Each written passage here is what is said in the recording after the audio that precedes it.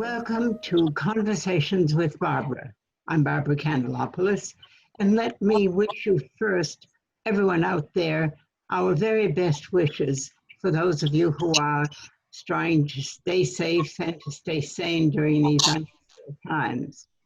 I am here on Zoom with women who are spending their time producing face masks, hundreds of them, so that the rest of us can steer clear of the COVID-19. So let's turn then to Penny Doobie, who will explain to viewers exactly how this cottage industry began in Falmouth, involving so many women who are spending endless hours making face masks for all of us. Penny? Thank you, Barbara. And I would point out that we are just a small representation of the women who are out there sewing these masks. And there may be men also, but I'm not aware of any. There are a lot of people all across the country in every community making masks to try to protect their friends and neighbors and loved ones and communities. And it started here in Falmouth, sort of, it just grew up from the ground. And what some of us started to do was to notice that there were different programs and different masks and different people going on social media or in person asking folks to, do you know somebody who sews? Do you know somebody who has quilting fabric? Would you be willing to help me? And I'm part of a group called the Upper Cape Women's Coalition, and I started to ask other women. I needed to find out for myself, what kinds of masks were people making them, who were they making them for, and how could we collaborate rather than tripping over each other's toes. And so I tried to reach out through social media and through some of the women here and say, who do you know who's making masks? Who are they making them for?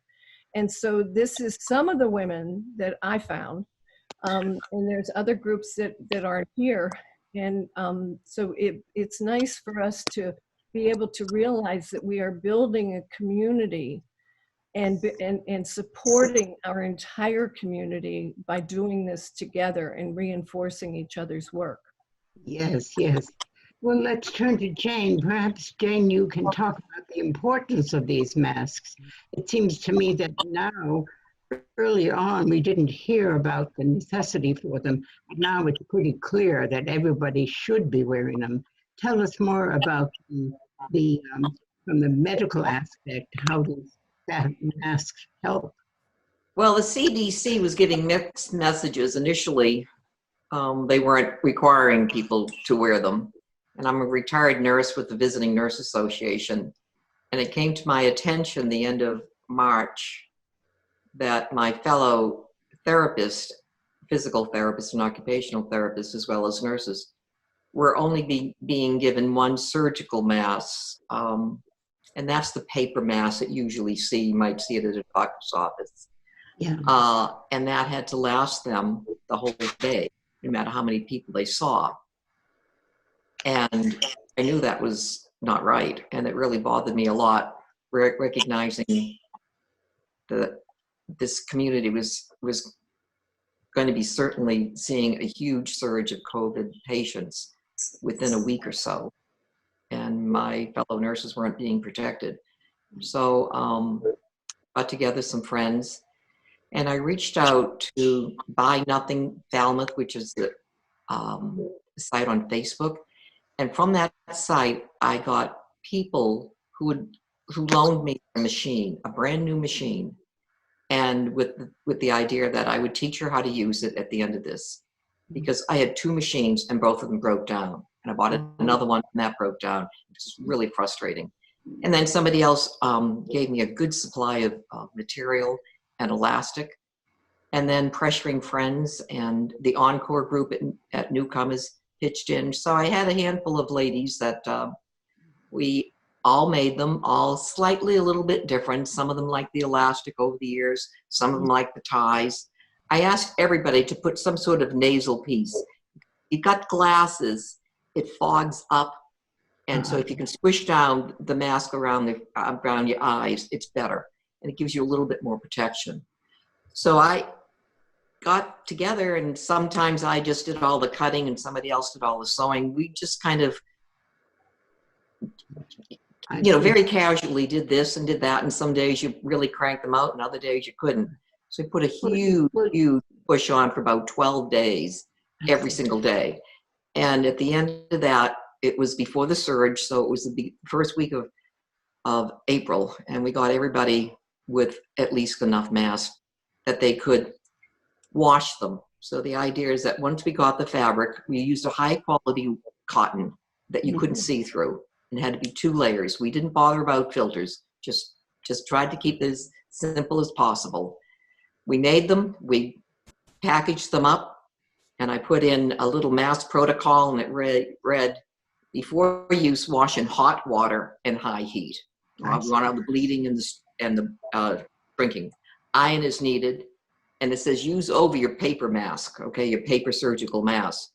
Change mask between each patient's visit. Wash and dry and reuse. So those masks then you're speaking of were intended for professional nurses to use. Well, there's certainly not an N95, but you're doubling the protection that you ordinarily have, and it's what you need. So for us, my goal was to get it on the face as soon as possible, and then we complete that goal. So a mask was somewhat under 200. Right. A mask for somebody who's going to go grocery shopping might simply be cotton. And how good are those? These are the ones that you'll see in the grocery store. I mean, these are the same ones. The only difference is that I'm putting a little bit of metal in them. I see. And people who have glasses, they want the metal. Yes. So they could pinch it. But, there's lots of ways to skin a rat. Where I've personally come to is a mask is a mask is a mask. And there's not one mask, a cotton mask, whether it's got a filter in it or not, is still going to provide protection. And if we tell people that you have to have a filter or you have to have something in it, or the ones with this aren't good or whatever, it's going to cause a problem, because we got all kinds of masks coming in and all kinds of masks out there. Yeah, some people are simply using bandanas. Yeah, right. And the New England Journal of Medicine just today, my husband said, you'll be glad to hear this, they have finally determined that it is not only that you're protecting the world from you, but it can stop, the droplets. But you're right, cleanliness is important. You can't just wear the same thing for 3 weeks. Right, yes. We did it. But I think our viewers ought to know that these really help, that they're not perfect, they're not perfect, and you still need social distances. But I'm glad to see that now everybody is being required to use one in public, or strongly encouraged. I have to admit that when Charlie Baker said he wanted everybody to have one, my production line went way down. And I said, you gotta get the first line out to the first responders and the people who are seeing patients. Family can come next, but it's hard to compete with those adult children who say, Nana, we need the mask. Mama, we need the mask. And now that raises another huge problem, that now, since everyone should be wearing them, how are you ever getting so many done?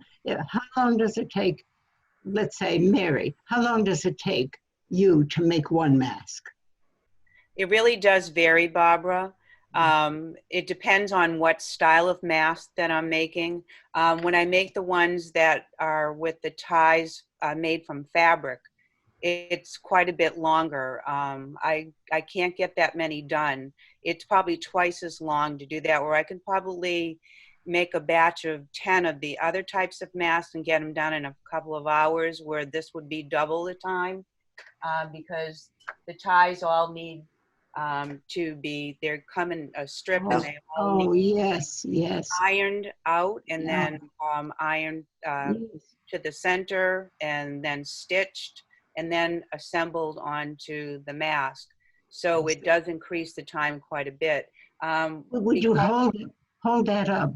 That's so beautiful. It's so beautifully made. You we can have just see. been very fortunate Yes. to have donations coming in from people that do quilting, and some of the fabrics are just beautiful, which certainly makes sewing a lot more pleasurable when you're dealing with some really gorgeous fabrics. Right, right. And But I can see that they're very, they take time. Most of you are putting hours into this task, and it's certainly much appreciated. But how about, are there women who haven't seen a sewing machine since they made that apron in 9th grade? Are they finding a way to help out without being able to stitch? Right. Could I answer that? Because what we found was that we have more women who don't know how to sew than do. And so we decided that we had to keep that precious time for the people who do know how to sew. So we've set up an assembly line with quarantine steps built into it, so that we have runners who go out and collect fabric from people who want to donate it, and they can bring it to my basement, and we keep it down there for a couple of days, then we wash it. And then that fabric is sent out to the cutters who can cut it, and they make blocks that are the specific size. And we have these amazing women who make quilts who have cut strips so that when Mary's making those straps, they're all the same width. And there you can use bias tape, you can use elastic, a number of different things.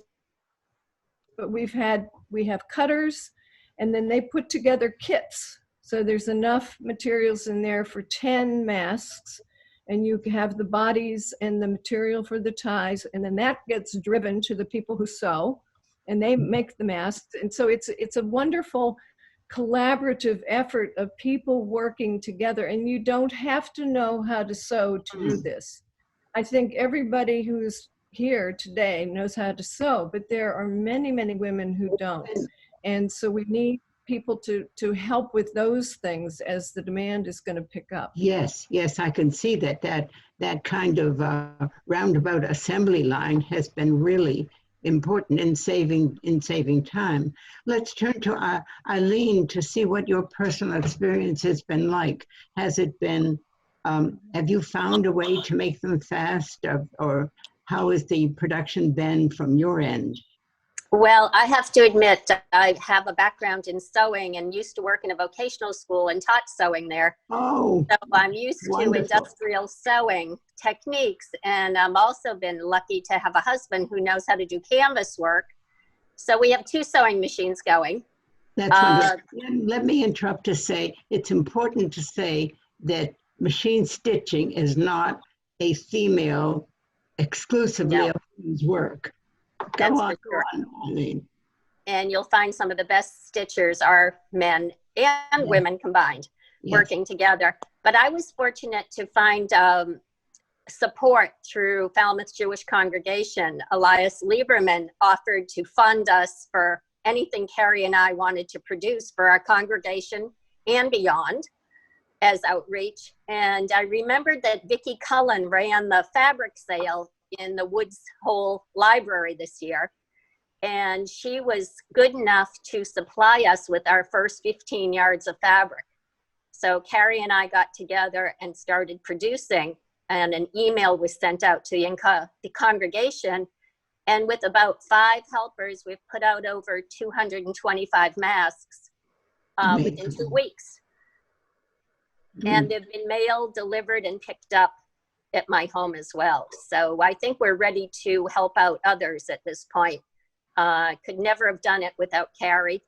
Joanne Fishbein in the greater area has helped us a lot, and 3 or 4 others. So it's been a great group to work with. Right.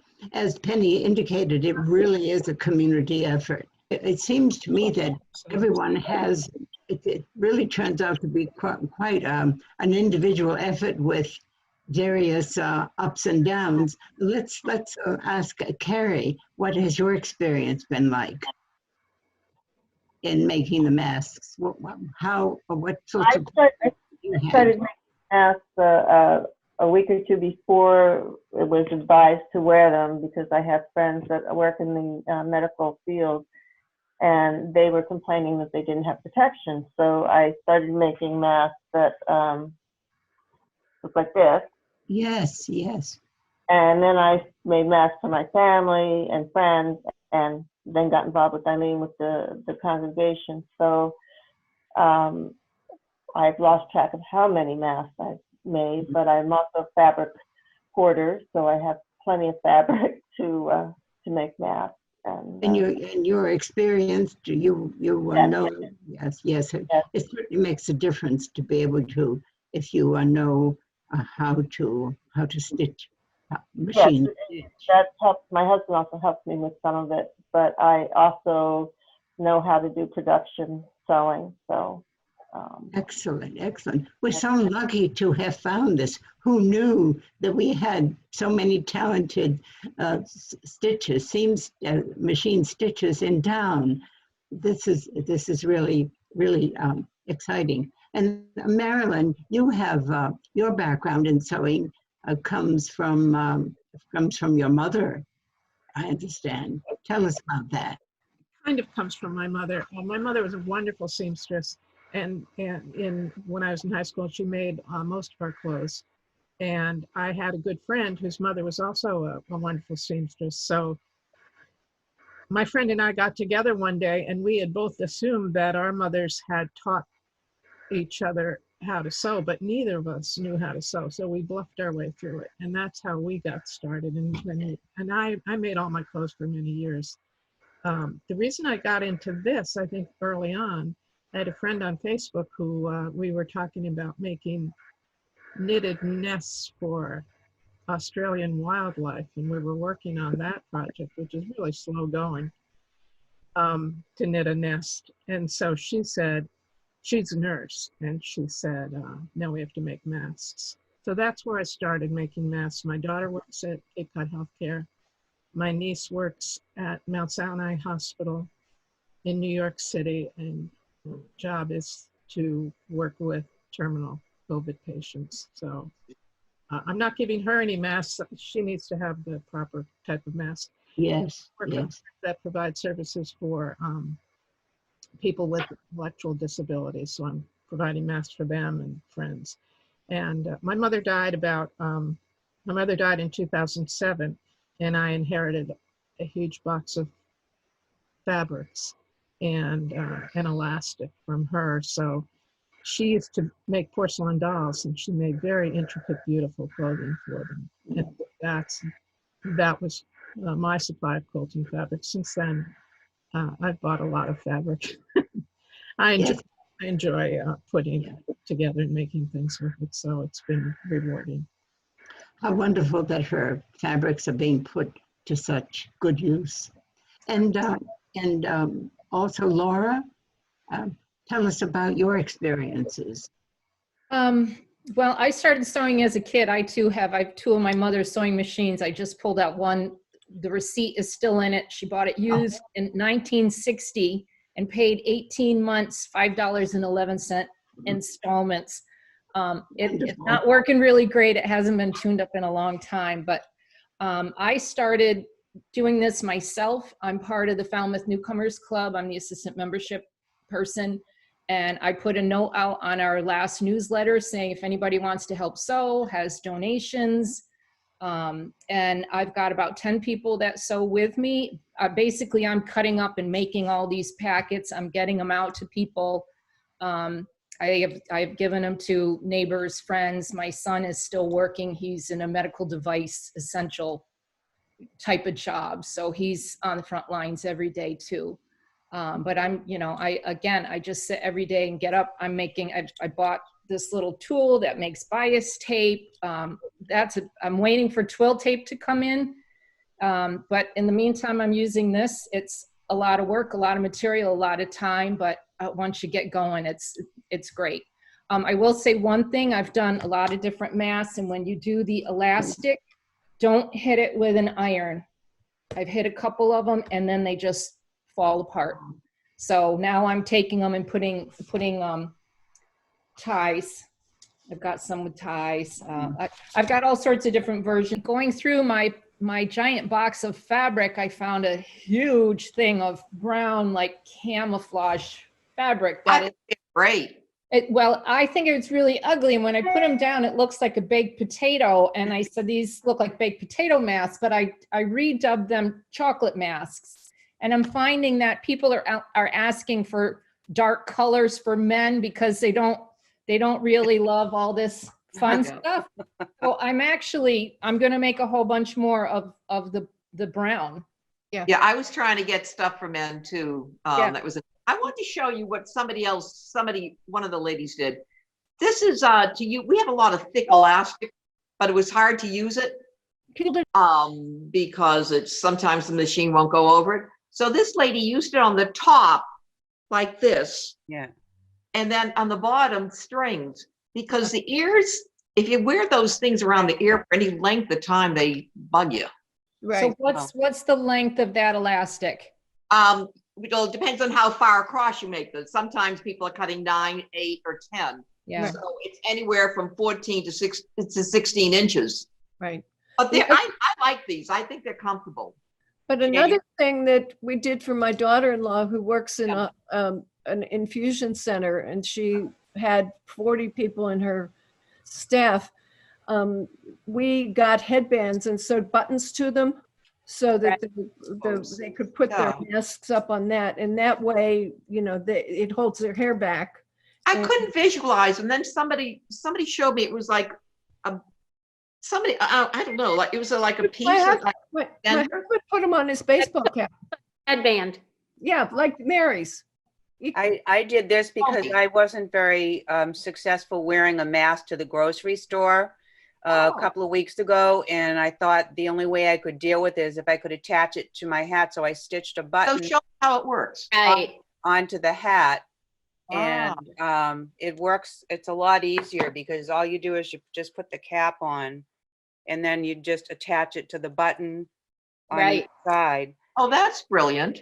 I made some headbands, but I'm not really sure where. It depends on, does it go down here? Does it go up here? Do you have any show us? Laura, there are YouTubes a ton of YouTubes on where to put those buttons. Okay. It's not absolutely halfway. It's a little one direction or the other, and not up and down. I put it on and tried. It ended up the buttons were way down here, and I kind of stopped doing that. I said I'm just going to make the masks. Yeah. There's only so many things I can do. Yeah.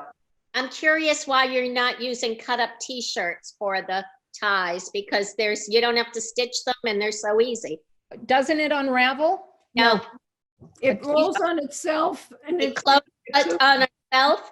And there, Carrie has one right there.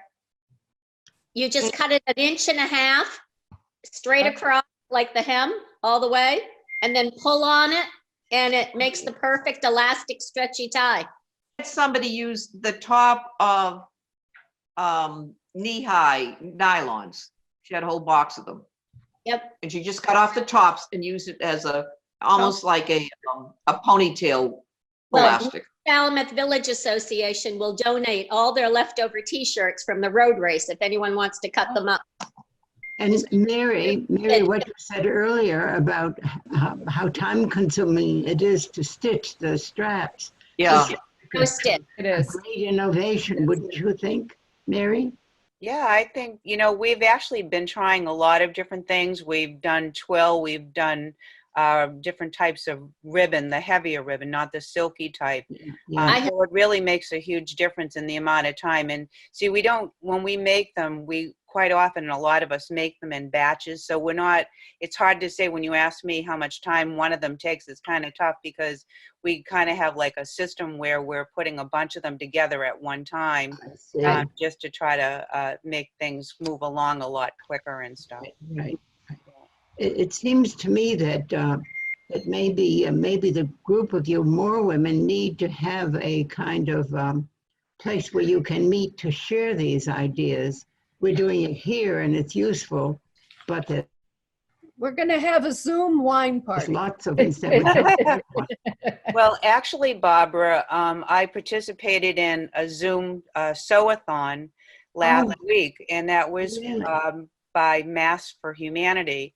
And women actually did share a lot of different things that they were doing to either increase productivity or to make the mask better. And one of the interesting things, and I don't know a lot about it, one person was using a salt solution to increase the effectiveness of the mask. But like I said, I don't really know anything about that. It's just that was what one of the persons was doing. Yeah, but I think Penny, you sent it to me, the little label that I stick on the outside of the bags that say, these are homemade masks, please wash before wearing. So my point is, why bother with that step if you're going to wash it anyway? Yeah. Yeah, This is what we had originally been in touch with the Medical Reserve Corps. And the Medical Reserve Corps was formed after 9/11, and it's volunteers across the country, and they respond to emergencies. And so their suggestion was that we put something in with every mask that says this will provide some protection. And this was before this, the New England Journal of Medicine and CDC came out and supported masks. But the issue is that all the masks that we've been working with and that I've seen from anybody here are really wonderfully made, and they have been kept safe. Any place that they go to, when they get put into the bags, like they go into a kit of 10 like this, and that sits here for at least 2 or 3 days before it goes out the door. If it's a safety precaution, it makes people feel better to wash them before they wear them, and it's something that helps them get used to the idea that this is a living virus, and you need to protect yourself from it beyond just wearing gloves or just putting a mask on, the same mask all the time. And that's the reason why when the masks are made, it's recommended that they have 2 different fabrics. So you're wearing one side next to your face. My first mask I made inside out. I mean, it was the wrong side of the fabric. It's very functional, I can wear it. And then I made a whole bunch of them with the same decorative fabric on both sides, and so it's a learning process. So there is a correct way to wear a mask. You want the pleats not to form a pocket because you don't want the germs to get caught in there. So we want the pleats to go down. What I did on mine is I put my name on there and I wrote top with an arrow so that I can just look and put it on. Brilliant. So the pleats are going down. Yeah. But I see that Eileen has one up. And so, it's denim shirt. I've been using lightweight denim shirts that the men love them. So I asked to donate a denim shirt, and I can get about 12 masks out of it. And sometimes I even have embroidery over the pocket, and I'll put on one side of the mask to customize it for people so they can feel like they're wearing their own logo. I have heard too, because I sometimes wear glasses, and I did go out the other day to go to the market and the post office and stuff, and it was all fogging up. And I saw on the news, it was a doctor saying if you took a tissue and put it in there, that helps to absorb the moisture. I haven't tried it yet, but just so people know, I've tried doing my first round of masks were both the same fabric on each side. I'm not doing that. And then I tried adding twist ties with a little piece of felt, and that was a huge disaster. I had to undo all of that. All of the fabric just raveled in the washing machine. It was a nightmare. But I have just ordered a bunch of those chenille sticks, the pipe cleaners. Why won't the grocery stores donate those twist ties to us? I saw them at Shaw's. They have buckets of them. They're not strong enough. You put it in the washing machine, and some of them have paper on them. The paper disintegrates. And they twist all up. They're not heavy duty enough. And there's, So- we have to be careful about the metal that's in those, because Right. some of that metal will rust. Yeah. Yeah. And then you've put all that time into a mask, and it's gonna, Rust, yeah. Not putting it in mine, making the holder, but not putting anything in. I'm leaving that up to the person. good idea. I guess I'm using the chenille pipe cleaners. I bend them on each end. They're 6 inches long. They're pretty cheap at, and I haven't had trouble. I've washed mine and it's been okay. I don't know if it'll be okay for 6 months, but it's been okay so far. I'm using pipe It cleaners. seems to me that what we have here is what you were talking about, Mary. We're having a wonderful chance to compare notes and to pick up tips that are going to help a lot. But probably, Mary, the Zoom that you participated in, how many people were there? I think there were about 65 people. I actually ended up, it was actually quite fun because a friend of mine who lives in Alaska, I had sent her the information and she was very interested, and I haven't seen her in several years. So it was really cool to see her on the sew-a-thon, even though she was on page 3. There were so many of us, they had to go to the third page to see it her. seems to me that we need something like that here in Falmouth for all of you too. It's a lot more efficient than just emailing. So that could probably be set up. I don't know if it's the kind of thing that Channel 13 wants to show the general audience. It seems to me a private kind of thing. So, but it's an idea. I think it's a great way for you to become more efficient. Obviously, the work you're doing is very time consuming. I'm just in awe of the donation you're making of your own personal time, given all the other things there are. Also, it sure is a testament about women's problem-solving ability. We really, every obstacle finds a solution, which is really great. I got sheets, ladies. I got sheets coming. I mean, my house looks like a mill store. We're running out of the nice quilting cotton, but somebody said she would go through her stash. We've got sheets. I have ordered twill tape because somebody said that was a great idea and gave me a source. Yeah. I've ordered bias tape, which was supposed to be here 3 days ago, and they said maybe it'll be here Monday.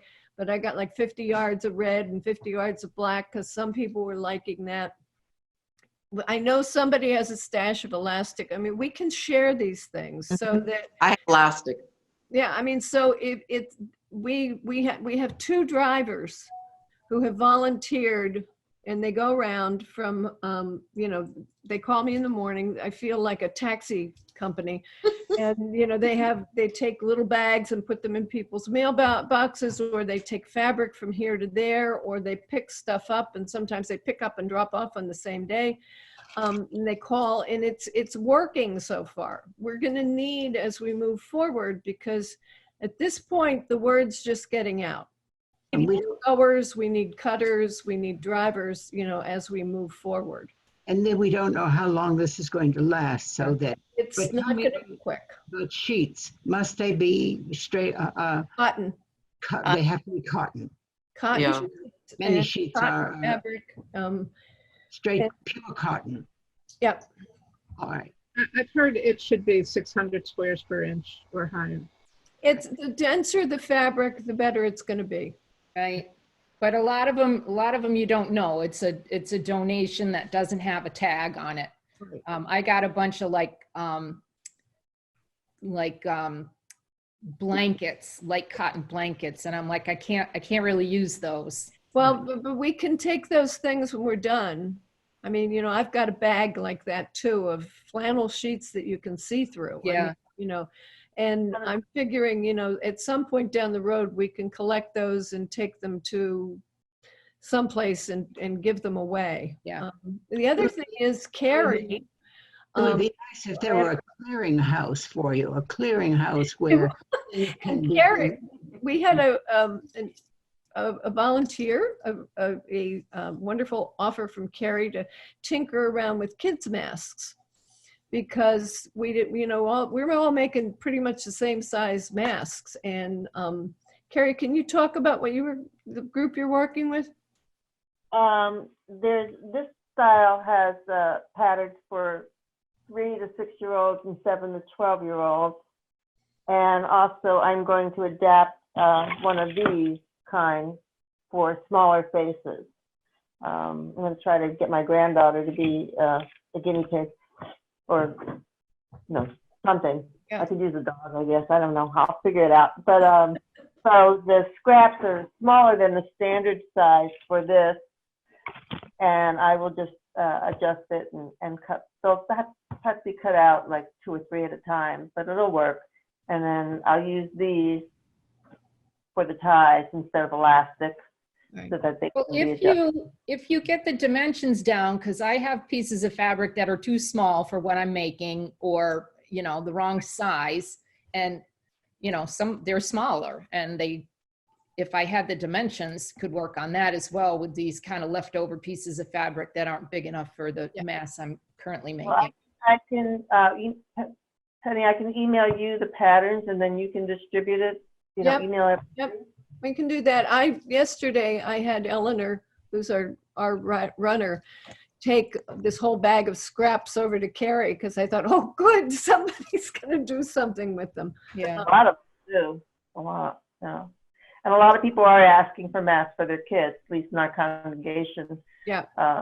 They want them, but very young kids, like 1 year, 2 years and younger, should not have masks. No, it's a choking hazard. Oh, good luck getting them to keep them on their face anyway. Right. Yeah. Well, for purposes of Channel 13, if this goes on the TV station, I wonder if it's important to bring up the question of some funding. For example, if we say that any contributions can be welcome, I'm particularly thinking about the Jewish congregation. They're funding those of you who are making masks. Is that appropriate? Well, this is how they worked it. The masks are being sent out at no cost to anyone within the congregation, and it's being underwritten by the rabbi's discretionary fund. If anyone would like to make a donation, they may. Yeah. To the discretionary fund. And discretionary fund. I think a number of us have funded it different ways. I mean, right. I know a lot of us had fabric stashes, and I've been working mine down. I know that a lot of the other ones have been. There are people, and this is a group, an individual within the group decision. I mean, there are people who are going to call and say, "Can I buy 2 masks?" And, right. And what we've been doing, one woman called and said she has relatives who cannot get them. They live in New York City, and she was desperate. And my suggestion to her was, can you get us a gift certificate to Joann's Fabric? Ah, good idea. It's not money moving around. Right. It's access. And so she gave us a $50 gift certificate to Joann's. Now, I've been buying the tape and all of those things myself, but it's going to be a discretionary thing about who feels they need to be reimbursed for stuff. I gave our driver $20 for gas because I don't know if she needs it or not, but it seems fair. But people are going to have to make their own decisions. It's going to be hard, Barbara, to have a central funding agency. Right. Mm. Well, I know I've had a couple people that have given me money to help fund. I've mailed things out myself. I bought fabric. I was doing interfacing to begin with. I have bought elastic and twill tape.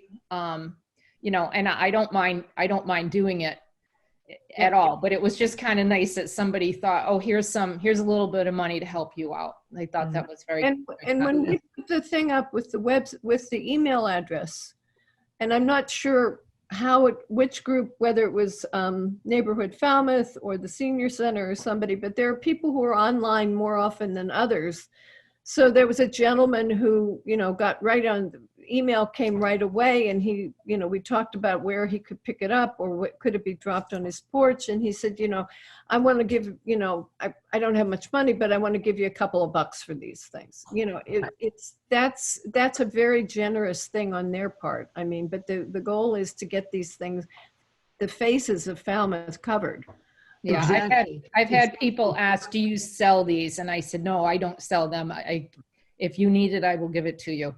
Right. No, but the fact remains that fabric is expensive, and Yeah. even accessories, the twine, all that, it's costly. That stuff isn't cheap, and so in the long run, with all that you've got to do, it could turn out to be burdensome. So I would just think that any funding, even if some of them could be sold, and the profits put back. I know in the newcomers group, I put a notice out there saying this is what I'm doing. If you want to sew, if you don't sew, but you've got fabric or elastic or whatever. And I got donations not only through the Falmouth Newcomers Club, but I put it out there on Facebook.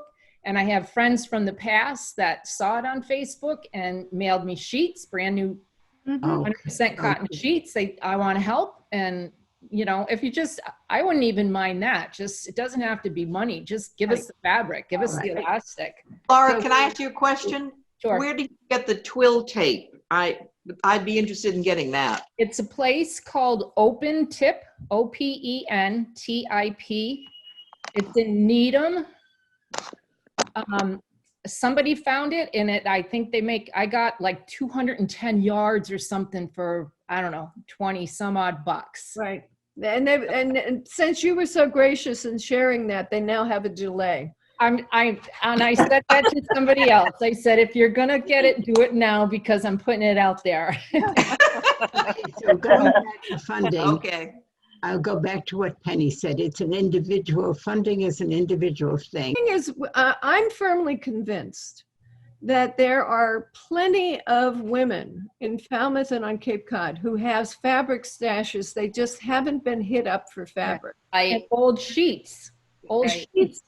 Yep. You know, you know, they're out there. There are also people who there was a woman who I had reached out to Jane when her machine was broken. There was one woman who had a loaner. She said, I'll loan you my machine. There are older women who have machines. They haven't used them for 30 years, but they would loan them. I have 3 that are loaners that are willing to give away to use. So if we find people that, you know, there's ways to make this work. It's going to take some time.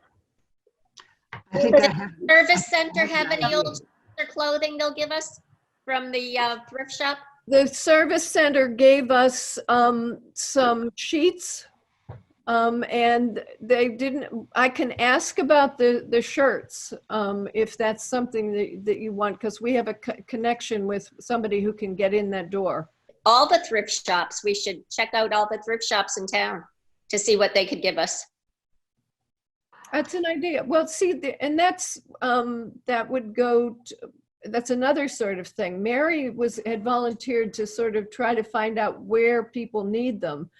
And if we had somebody who could sort of herd up the provisioning part of it with, you know, where can we get sheets? There was a woman right in the very beginning of this thing. I put something up on some Facebook page, I don't remember which one.